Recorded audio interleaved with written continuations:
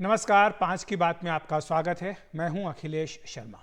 हम शुरुआत कर रहे हैं इस समय की एक बड़ी राजनीतिक खबर से। राहुल गांधी जो कि 2 सीटों से जीत कर आए हैं, वायनाड केरल में और साथ ही उत्तर प्रदेश में रायबरेली से। अब सूत्रों के हवाले से खबर आ रही है कि राहुल गांधी वायनाड की अपनी लोकसभा सीट छोड़ेंगे।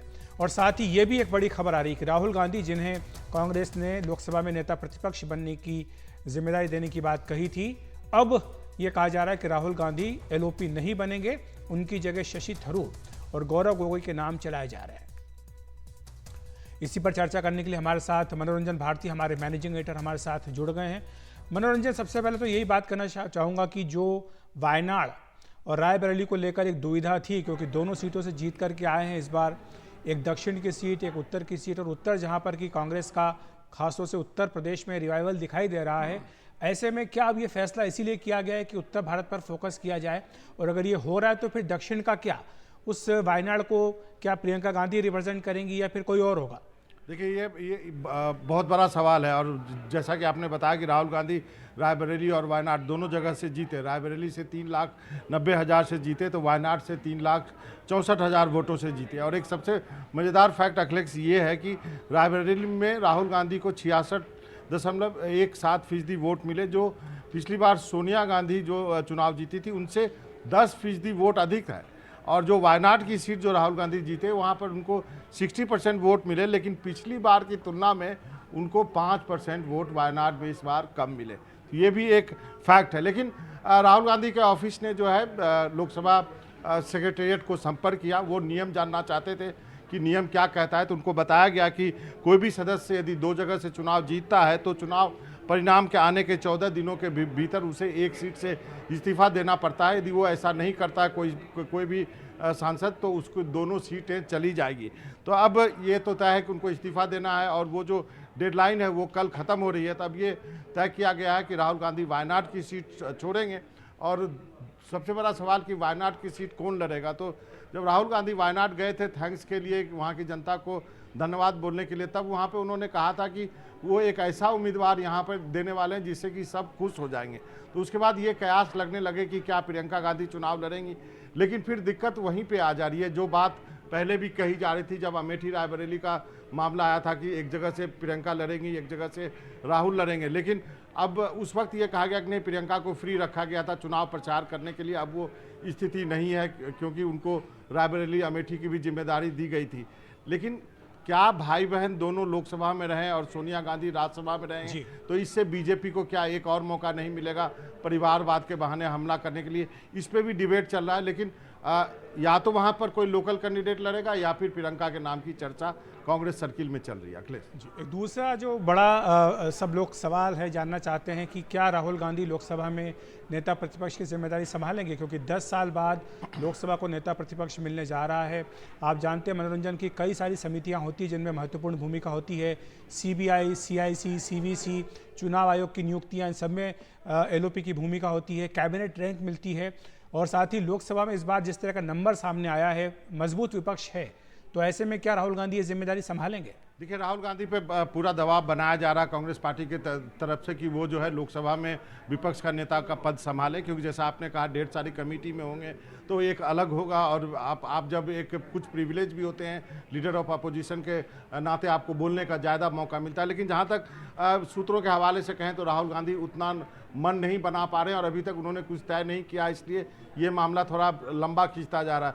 2 अलग अलग नामों की चर्चा हो रही है। इसमें सबसे अब आगे जो है वो आसाम से जो गोगोई साहब हैं, उनका नाम है, वो यंग हैं, लोकसभा में वो उन्होंने अच्छा जो अपना परफॉर्मेंस भी दिया हुआ है, उनके नाम की चर्चा। और दूसरा नाम जो है केरल से थरूर साहब का आता है। तो इन दोनों नामों की भी चर्चा चल रही है। लेकिन अभी तक अधिकारी जब तक पुष्टि ना हो जाए तब तक हम केवल इतना कह सकते हैं कि राहुल गांधी ने अभी तक लोकसभा में विपक्ष के नेता पद के लिए हाँ नहीं कहा है। जी, बहुत बहुत शुक्रिया आपका मनोरंजन इस तमाम जानकारी के लिए। बढ़ रहे हैं अगली खबर की ओर। फिलिस्तीन के प्रधानमंत्री मोहम्मद मुस्तफ़ा चाहते हैं कि भारत गजा में चल रही लड़ाई को खत्म करने में एक महत्वपूर्ण भूमिका निभाए। उन्होंने भारत के प्रधानमंत्री नरेंद्र मोदी को एक पत्र लिखकर इसकी गुजारिश भी की है कि भारत गजा में अमन के लिए सभी राजनयिक चैनलों का इस्तेमाल करे। फिलिस्तीन के प्रधानमंत्री ने कहा कि भारत गजा में मानवीय सहायता पहुंचाने में मदद के साथ ही अंतर्राष्ट्रीय समुदाय के साथ मिलकर फिलिस्तीनियों की सुरक्षा में भी मदद करे।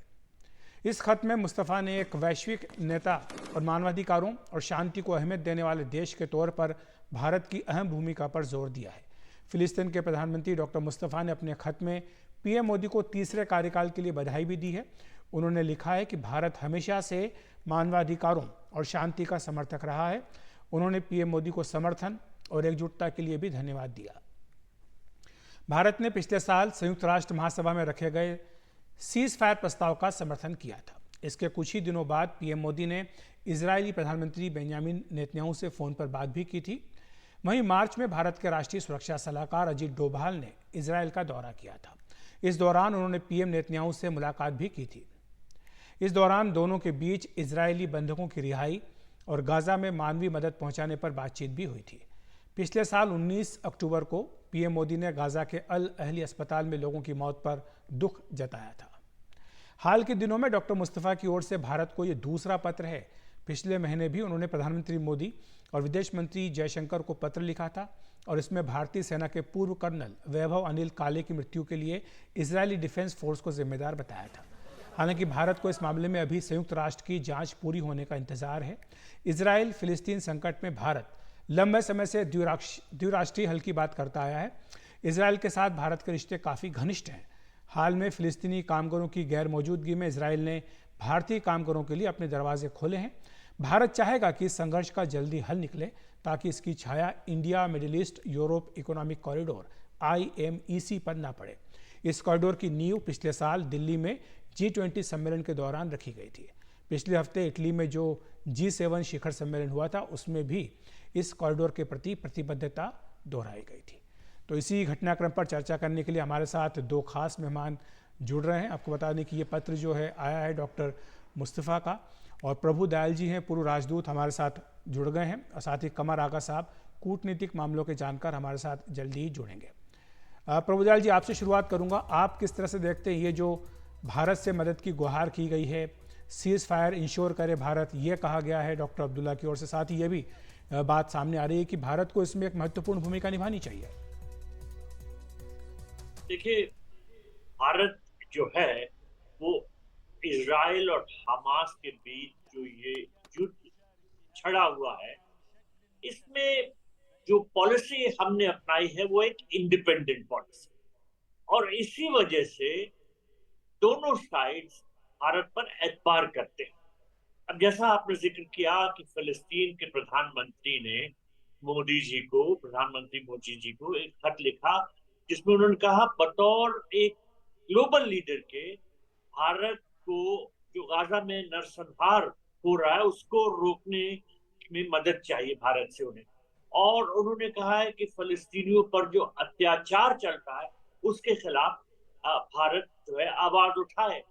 लेकिन भारत तो हमेशा से ही फिलिस्तीनी लोगों के अधिकारों के प्रति अपना योगदान देता आ रहा है, ये इसमें कोई कभी कमी नहीं हुई। भारत लगातार ऐसा करता है। भारत ने इजराइल फिलिस्तीन के संघर्ष को हल करने के लिए ये भी कहा है कि 2 राज्य समाधान का वो समर्थन करता है। लेकिन मुश्किल ये है कि इजराइल और हमास के बीच में बिल्कुल ट्रस्ट नहीं, एक दूसरे पर वो विश्वास नहीं करते हैं, उनको एक दूसरे पर एतबार नहीं। इसी वजह से जो अभी हाल में प्रेसिडेंट बाइडेन अमेरिका के जो हैं उन्होंने एक पीस प्लान पेश किया था, 3 स्टेज पीस प्लान था। पहले तो लगा कि इजराइल भी उसका समर्थन कर रहा है और हमास भी मानने को तैयार है, लेकिन अब जो संकेत आ रहे हैं उनसे लगता है कि ना इजराइल मानने को तैयार है ना हमास। यूनाइटेड नेशंस ने तो एक रेजोल्यूशन पास करा था कि वो जो बाइडेन साहब का पीस प्लान है उसके तहत कार्य किया जाए, फिर भी उस पे अब आगे बढ़ना मुश्किल सा लग रहा है। और जैसा मैंने कहा कि इजराइल और हमास एक दूसरे पर विश्वास नहीं करते, और यही सबसे बड़ी मुश्किल है। अब देखिए, कहते हैं कि diplomacy is the art of the possible. Bharat जो भी पॉसिबल है जो भी मुमकिन है इस संघर्ष को रोकने के लिए उसकी तरफ कोशिशें करता रहा है और करता रहेगा। मुश्किल बस ये है कि अगर इजराइल और हमास एक दूसरे पर एतबार नहीं करते और लड़ाई नहीं रोक रहे हैं तो फिर इस लड़ाई को रोकना मुश्किल हो जाता है। प्रभुदयाल जी, जो भारत का स्टैंड रहा है पिछले 10 वर्षों की अगर हम बात करें मोदी सरकार के दौरान, तो भारत ने दोनों ही देशों से रिश्ते अपने बहुत मजबूत किए हैं। ये बात ज़रूरी है कि जब हमास का हमला हुआ था तो भारत ने इक्विवोकली उसको कंडेम किया था, लेकिन इससे पहले जहाँ तक फिलिस्तीन का प्रश्न है, आप जानते हैं कि स्टैंड अलोन विजिट भी पीएम नरेंद्र मोदी ने की है। तो ये दिखाता है कि भारत के किस तरह से दोनों ही पक्षों के साथ बहुत मधुर संबंध हैं, और शायद यही एक कारण है जिसके चलते उनसे कहा जा रहा है कि वो मध्यस्थता करें और सीज फायर इंश्योर करें। देखिए, जैसा आपने जिक्र किया, जब हमास ने अटैक किया था इसराइल पे 7 अक्टूबर को, तो भारत ने उसकी निंदा की थी। वो निंदा इसलिए की थी क्योंकि वो एक टेररिस्ट अटैक।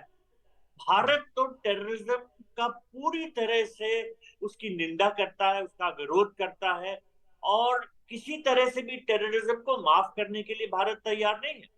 लेकिन उसके बाद जो लड़ाई बढ़ गई और फिलिस्तीन में गाजा पट्टी पे जो नागरिक स्थित हैं, सिविलियंस हैं, उनकी जो जाने जाने लगी।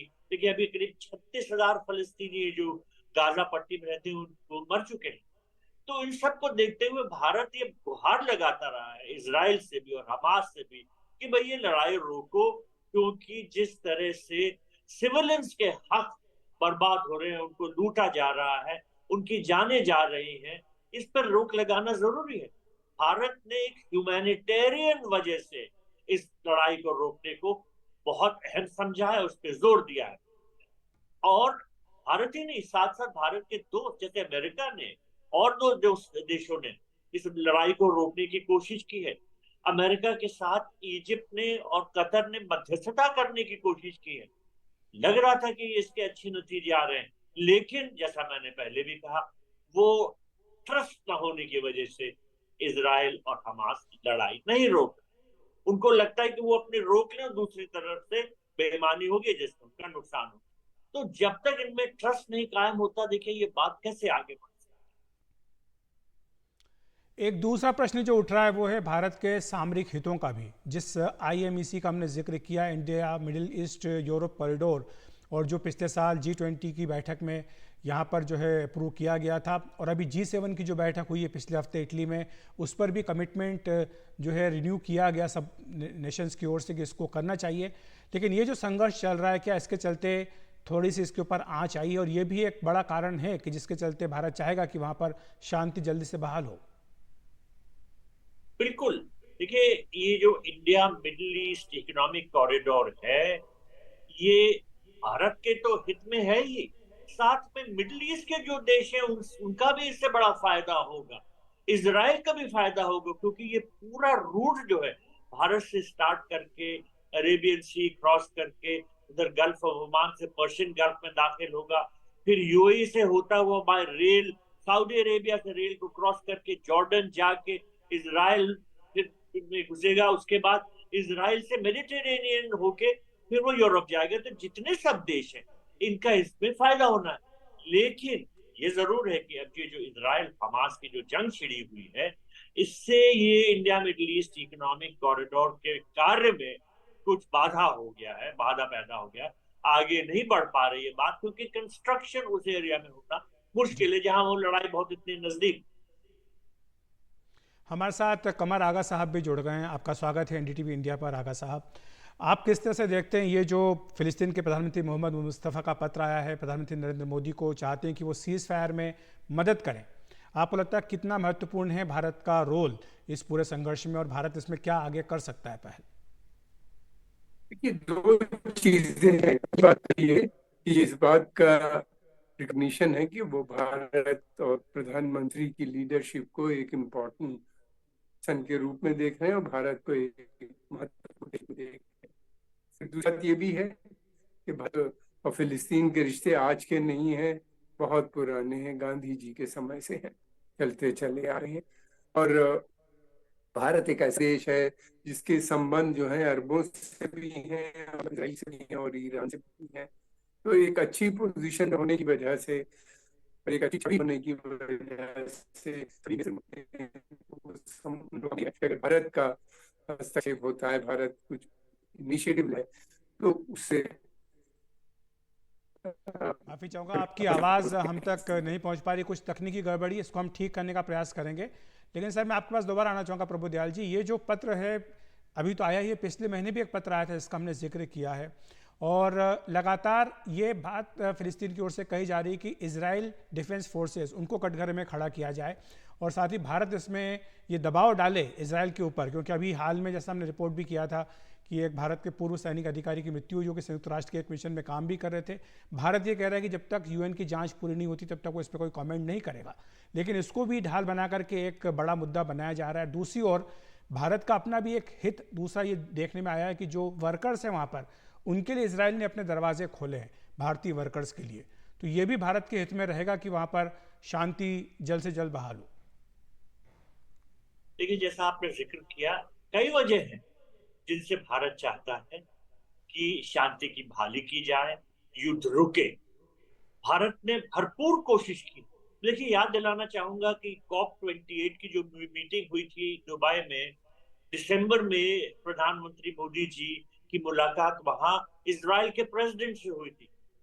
इजराइल के प्रेसिडेंट से डायरेक्टली प्रधानमंत्री मोदी जी ने कहा था कि ये युद्ध को रोकना बहुत जरूरी है, और उन्होंने ये भी कहा था कि जब तक 2 स्टेट सोल्यूशन को नहीं अपनाया जाएगा, ये मिडिल ईस्ट की जो प्रॉब्लम है, इजराइल और पैलेस्टीनियन प्रॉब्लम, ये खत्म नहीं होगी।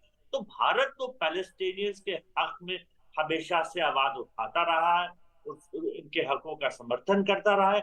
अब मुश्किल ये है कि अगर टेररिज्म को अपनाया जाए तो फिर तो जरा मुश्किलात पैदा हो जाती हैं।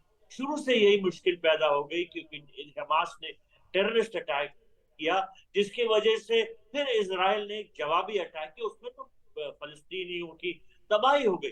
तो ये जरूरी है कि दोनों पक्ष पीछे हटे, और जो पीस प्लान बाइडेन साहब ने बनाया था, जिसका भारत ने समर्थन किया है, जो यूनाइटेड नेशंस में अपनाया गया, उसको दोनों पक्ष माने, इजराइल भी माने, फलस्तीनी भी माने, और पीस की स्थापना की जाए। जी, कमर आगा साहब भी हमारे साथ जुड़ गए। उम्मीद करते हैं कि इस बार उनकी आवाज़ हम तक ठीक से पहुंचे। आगा साहब, आपसे यही पूछना चाह रहा था कि भारत के इजराइल के साथ तो घनिष्ठ रिश्ते हैं, लेकिन फिलिस्तीन के साथ भी भारत के रिश्ते काफ़ी मजबूत हैं। तो ऐसे में भारत वो उन गिने चुने देशों में से जिनके दोनों के साथ बहुत अच्छे रिश्ते हैं, तो शायद इसीलिए भारत के ऊपर उम्मीदें टिकी हैं कि ये मध्यस्थता करके शांति बहाल वहाँ पर करवा सकता है। देखिए, कई चीजें हो सकती हैं।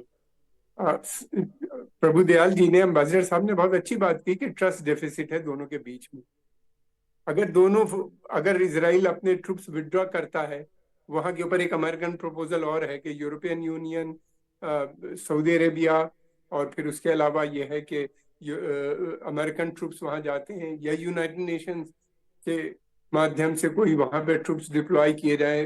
पहले तो रिकंस्ट्रक्शन हो, टोटल विड्रॉवल हो, रिकंस्ट्रक्शन हो, कुछ मतलब ह्यूमैनिटेरियन असिस्टेंस पहुंचे दोबारा से। तो एक लंबा प्लान बनाया जा सकता है, और जिसमें भारत की एक बड़ी रुचि भी हो सकती है, भारत उसमें भी मदद कर सकता है।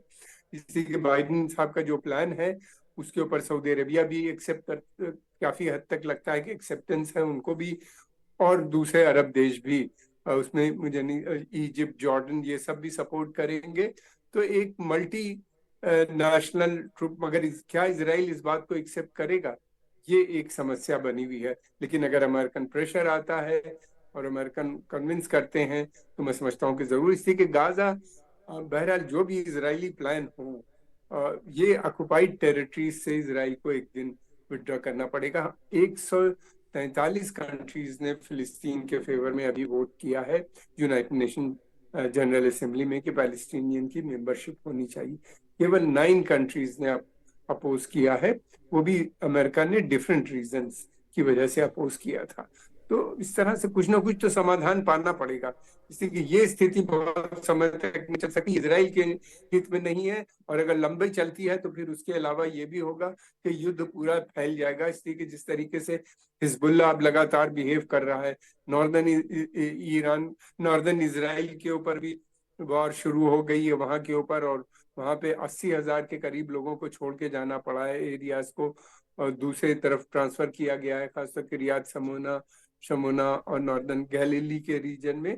तो हालात अच्छे नहीं है, ये नहीं चल सकता। इजराइल अभी तक असमर्थ रहा है हमास को भी पूरी तरीके से खत्म करने में, और अमेरिकन का भी ये कहना है कि 7-8 महीना भी लग सकता है उसको अपने ऑब्जेक्टिव को पाने में। तो लाखों लोग मर जाएंगे। ह्यूमैनिटेरियन भारत एक एक अच्छा बार फिर से आपकी आवाज़ हम तक नहीं पहुंच पा रही। बहरहाल शुक्रिया आपका कमर आगा साहब हमारे साथ जुड़ने के लिए, और प्रभुदयाल जी आपका भी धन्यवाद हमारे साथ जुड़ने के लिए, विस्तार से समझाने के लिए इस नाजुक मसले को। वक्त एक ब्रेक का, ब्रेक के बाद तुरंत हाजिर होते हैं।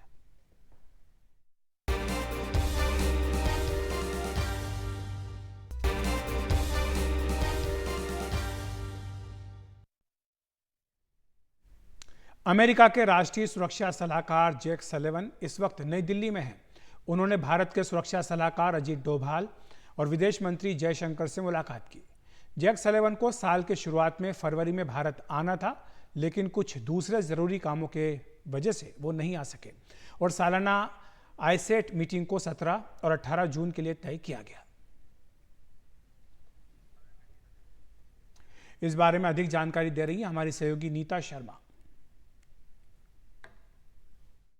अमेरिका के राष्ट्रीय सुरक्षा सलाहकार जेक सुलिवान 2 दिन के दौरे के लिए भारत आए हुए हैं। उन्होंने भारत के राष्ट्रीय सुरक्षा सलाहकार अजीत डोभाल के साथ मुलाकात भी की। दरअसल आईसेट के जो फॉर्मेशन है उसके बाद से दोनों राष्ट्रीय सलाहकार हमेशा संपर्क पे रहे हैं और अलग अलग मुद्दों के ऊपर डिस्कशंस करते रहे हैं, चाहे वो बायलैटरल हो या फिर ग्लोबल इश्यूज से रिलेटेड हो। आज अब जो अगले 2 दिन की बैठक है उसमें टेक्नोलॉजीज़, जिसमें सेमीकंडक्टर्स जैसे जो टेक्नोलॉजी है और साथ में बाकी डिफेंस इनोवेशन जैसे जो चीज़ें हैं उसके बारे में ये चर्चा करेंगे। ये इसलिए दिलचस्प माना जा रहा है जेक सुलिवान का भारत आना, क्योंकि उसी समय निखिल गुप्ता, जिसके ऊपर आरोप लगाया गया था कि gun for hire Gurpatwant Singh Pannun को मारने के लिए जो एक आरोप लगाया था अमेरिका ने कि भारत सरकार के कुछ अफसर भी उसमें शामिल हैं, उसका एक्स्ट्रेडिशन जो है वो वापस यूएस में हुआ है। तो माना जा रहा है कि जब जेक सुलिवान जो हैं वो अजीत डोभाल से मिलेंगे तो इस मुद्दे के ऊपर भी चर्चा करेंगे। आज बताया जा रहा है निखिल गुप्ता को आज रात को कोर्ट में पेश किया जाएगा और फिर उनकी जो टेस्टिमनी है वहाँ पे रिकॉर्ड करना शुरू किया जाएगा। तो ये दौरा दोनों ही लिहाजों से बहुत दिलचस्प होगा, दिल्ली के लिए भी। नई दिल्ली से कैमरा पर्सन अश्विनी मेहरा के साथ नीता शर्मा, एनडीटीवी इंडिया के लिए। पश्चिम बंगाल के दार्जिलिंग में आज बड़ा रेल हादसा हुआ। एक मालगाड़ी ट्रेन ने कंचनजंगा एक्सप्रेस को पीछे से टक्कर मार दी। हादसे में अब तक 9 लोगों की मौत हो चुकी है, इसमें 25 लोग घायल भी हुए हैं। रेलवे बोर्ड की चेयरमैन जया सिन्हा ने कहा कि इस हादसे में मालगाड़ी के चालक, सहायक चालक और कंचनजंगा एक्सप्रेस ट्रेन के गार्ड की मौत हो गई है।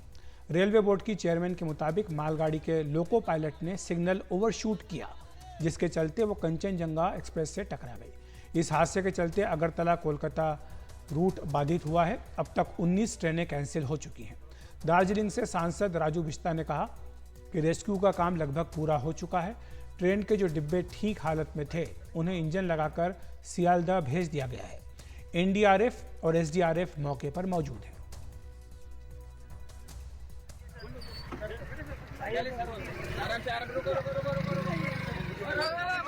कंचनजंगा एक्सप्रेस का एक एक्सीडेंट हुआ है। ये ट्रेन अगरतला से सियालदह के लिए जा रही थी और इसका पीछे से एक्सीडेंट हुआ है, कोलिजन हुआ है एक गुड्स ट्रेन के द्वारा। प्रारंभिक इंफॉर्मेशन के हिसाब से ऐसा लग रहा है कि गुड्स ट्रेन के ड्राइवर ने सिग्नल को डिसरिगार्ड किया है और रियर एंड से कंचनजंगा को हिट किया है। रेस्क्यू कंप्लीट हो गया है, अब रेस्टोरेशन का काम शुरू हो रहा है, जिससे कि यहाँ पर जो रास्ता बाधित है, जो रूट ऑब्स्ट्रक्टेड है, उसको जल्दी से जल्दी क्लियर करके और उसको शुरू कर दिया जाए। मेरी जानकारी में 5 पैसेंजर और 3 हमारा स्टाफ, तो 8। मुआवजा तो एक्सग्रेशिया जो होता है वो अनाउंस हो गया है और एनहांस्ड एक्सग्रेशिया भी अनाउंस हो गया है। इंक्वायरी तो होगी ही, इंक्वायरी होगी, पर इंक्वायरी तो सब्सिक्वेंट है। अभी तो सबसे पहला काम रेस्क्यू है, rescue and then restoration, inquiry उसके बाद। मेरा सिर में भी चोट आया है। अच्छा, तो मतलब जब घटना घटा तब आप कहाँ थे? ट्रेन के अंदर? मैं ट्रेन के अंदर था। तो क्या आवाज कैसा आया आपको? आवाज मतलब मेरा तो B1 कुछ था, बहुत जोर से मतलब झटका दिया है। तो जैसे झटका दिया तो सब ऐसे बोल रहा था कि एक्सीडेंट हो गया, हम भी चिल्ला रहा था, सब रो रहा था। फिर हम तुरंत बाहर आके देखा कि यहाँ पीछे से एक्सीडेंट हुआ है ट्रेन का। अच्छा, तो अभी क्या है, कितने लोगों की मौत हुई है? कुछ आपने देखा है कुछ, या आपके बोगी में कितने लोग इंजर्ड मेरा हुए? बोगी में तो मैं एक इंजर्ड हुआ, मेरे सिर में लगा है, बाद बाकी किसी का नहीं हुआ है। ऐसे तो पीछे से देख रहा था 2-3 आदमी आपका क्या डेथ हुआ है, हम यही देखा है। एक ट्रेन शायद खड़ी हुई थी और एक ट्रेन आगे जो है इनसे टकरा गई शायद। एक ही लाइन पे, एक ही पटरी पे था? जी हाँ, एक ही पटरी पे शायद एक ट्रेन खड़ी थी या जा रही थी, शायद स्लो थी, और मतलब एक ट्रेन आ रही थी, आके जो है मतलब ऐसी दुर्घटना हुई है शायद। जब ये घटना घटी तब टाइम हो रहा था अप्रॉक्स 8:35 मॉर्निंग। तो जितना हम लोग को पता चला, सामने कंटेनर जो एक्सप्रेस है वो धीरे गति से चल रहा था, वो खड़ा नहीं था, धीरे गति चल रहा था। पीछे से जो मालगाड़ी है वो अचानक बहुत स्पीड से था, वो आके पीछे से मार दिया उसको। दार्जिलिंग में हुए इस भीषण रेल हादसे को लेकर अब राजनीति भी शुरू हो गई है। कांग्रेस नेता राहुल गांधी ने ट्वीट कर कहा कि पश्चिम बंगाल में कंचनजंगा एक्सप्रेस के दुर्घटनाग्रस्त होने से कई लोगों की मृत्यु का समाचार अत्यंत दुखद है। विगत 10 वर्षों में रेल दुर्घटनाओं में हुई वृद्धि सीधा सरकार के कुप्रबंधन और उपेक्षा का नतीजा है, जिसमें आए दिन यात्रियों के जानमाल का नुकसान होता है। आज की दुर्घटना इसी वास्तविकता का एक और उदाहरण है। एक जिम्मेदार विपक्ष के रूप में हम इस भयावह नजरअंदाजी पर सवाल उठाते रहेंगे। पश्चिम बंगाल की मुख्यमंत्री ममता बनर्जी ने कहा कि रेलवे की देखरेख करने वाला अब कोई नहीं है, यात्रियों की सुविधा पर किसी का ध्यान नहीं है। Rail have become totally parentless. Only you can see railway at the time of inauguration. So many talking points and so many beautification of words, and just like it's a fashion, but they don't take care about the passengers' amenity. I'm sorry, I worked as a railway worker, so I know the things. Even they are not taking care for the railway officials, railway engineers, railway technical staff, safety security officials, and the workers also. वहीं rail मंत्री अश्विनी वैष्णव का कहना है कि इस पर राजनीति नहीं होनी चाहिए। अभी हमारा सारा फोकस है, रेस्क्यू ऑपरेशन कंप्लीट हुआ है, अभी रेस्टोरेशन पे पूरा फोकस है। ये मेन लाइन है और किसी भी तरीके से ये पॉलिटिक्स का समय नहीं है। अभी सारा फोकस होना चाहिए रेस्क्यू और रेस्टोरेशन पे। पैसेंजर सेफ्टी के लिए बहुत बड़ा फोकस है, कंप्लीट फोकस है, जैसा आप स्वयं जानते भी हैं। मैं इसके बारे में बाद में डिटेल में चर्चा करूंगा।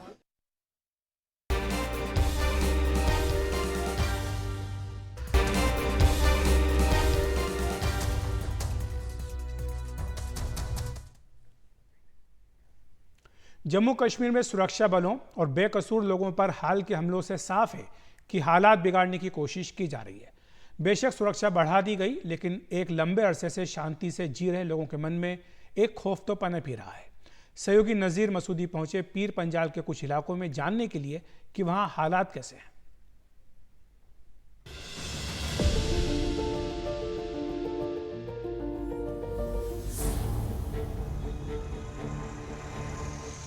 पूंछ का एक व्यस्त बाजार। ईद के त्योहार की सरगर्मियां साफ हैं, लेकिन माहौल में तनाव भी दिख रहा है। इसकी वजह इस सीमांत कस्बे से लगी पीर पंजाल की पहाड़ियों में छुपी है। हाल के कुछ आतंकी हमलों के बाद सेना की गश्त बढ़ा दी गई है। इन घने जंगलों में छुपे आतंकियों को ढूंढना आसान नहीं है। पूंछ राजौरी इलाके में एक के बाद एक कई हमले कर चुके प्रशिक्षित पाकिस्तानी आतंकवादियों ने यहां पनाह ली हुई है। 18 साल के वक्फे के बाद पूंछ राजौरी में आतंकवाद ने उस वक्त जन्म लिया जब अक्टूबर 2021 को सुरनकोट के इन जंगलों में सेना पर एक बहुत बड़ा आतंकी हमला हुआ। तब से आज तक हमले के बाद हमला और इन पहाड़ों की परेशान करने वाली सच्चाई ने तमाम सिक्योरिटी कैलकुलेशंस को बिगाड़ दिया है।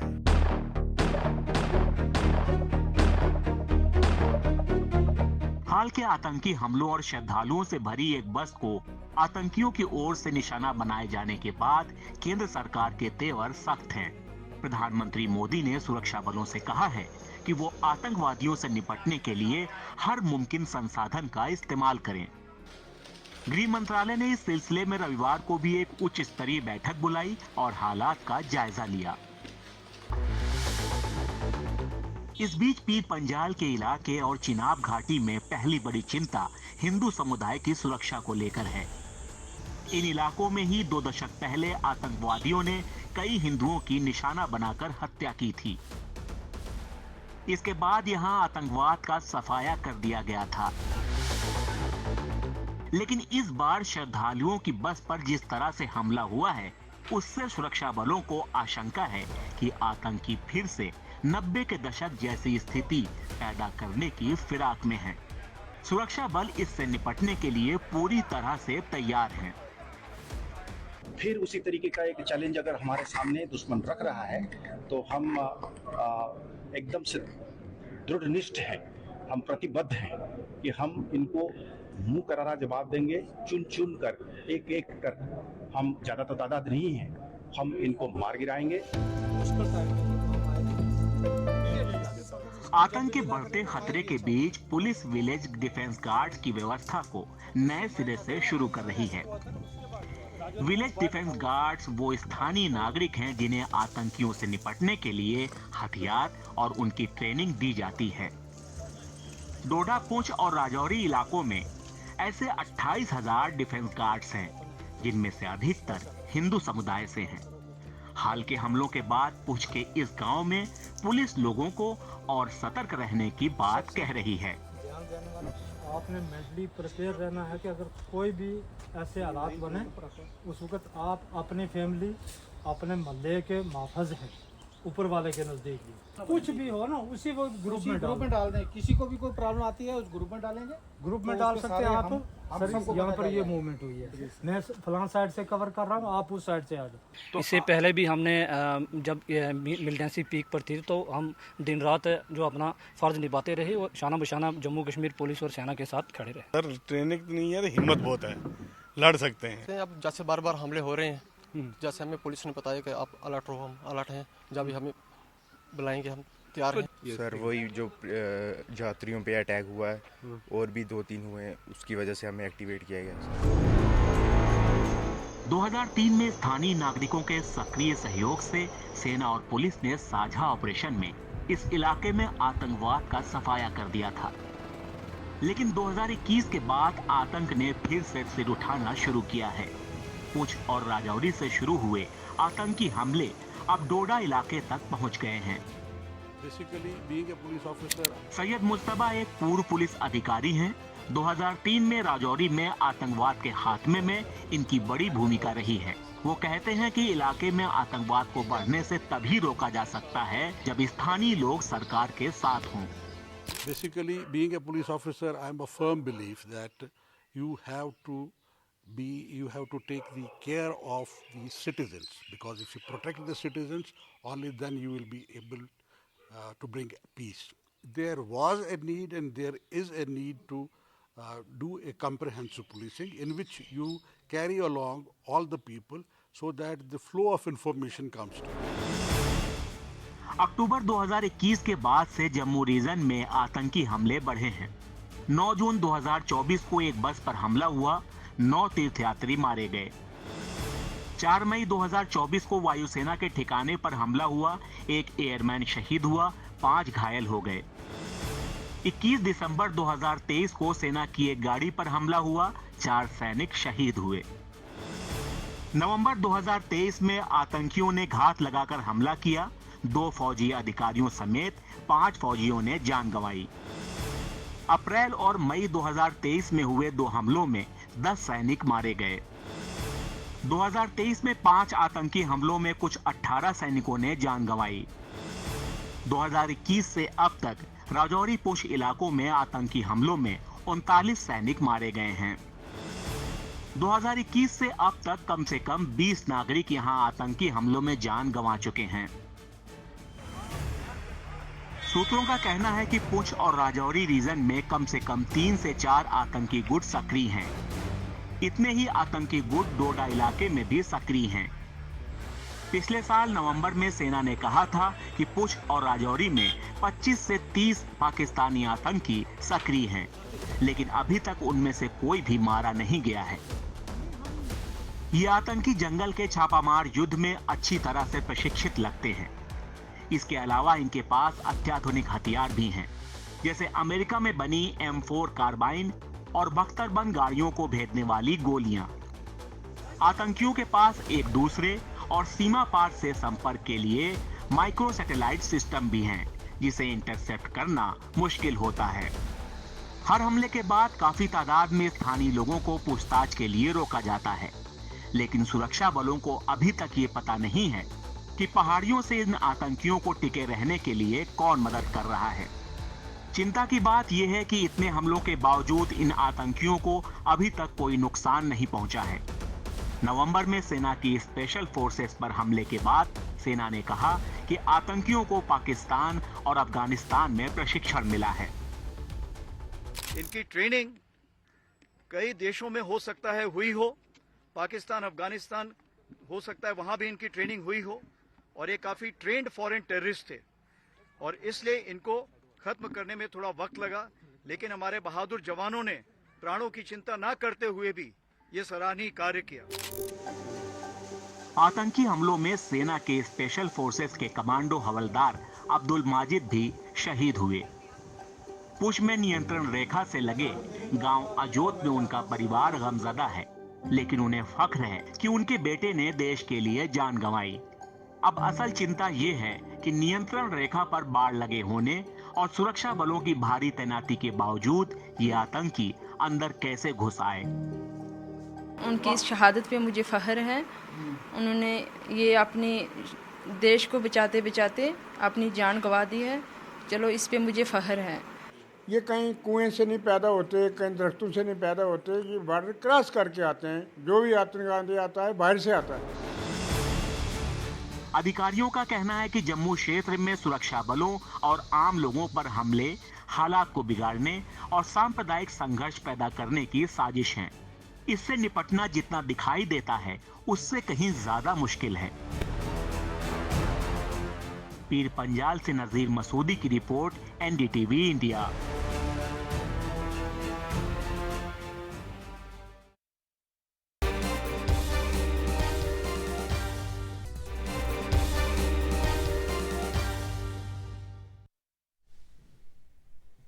हिमाचल में पड़ रही भीषण गर्मी से जल स्रोतों में पानी का स्तर लगातार घट रहा है, जिससे जल संकट गहराता जा रहा है।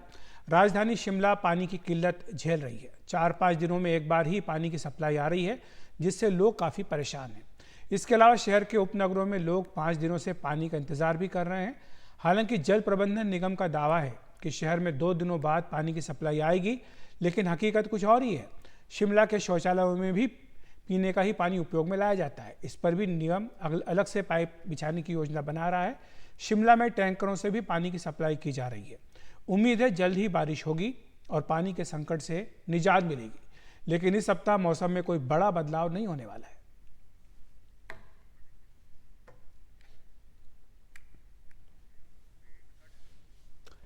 और दिल्ली के कंझावला इलाके में एक 21 साल की लड़की की उसके पिता ने फादर्स डे पर हत्या कर दी। लड़की किसी दूसरी जाति के लड़के से प्यार करती थी और उससे शादी करना चाहती थी, लेकिन उसके पिता को यह मंजूर नहीं था। इसलिए आरोपी नंद किशोर रविवार रात कैब बुक कर अपनी बेटी को कंझावला इलाके में सुनसान जगह ले गया और पेपर कटर से गला काटकर उसकी हत्या कर दी।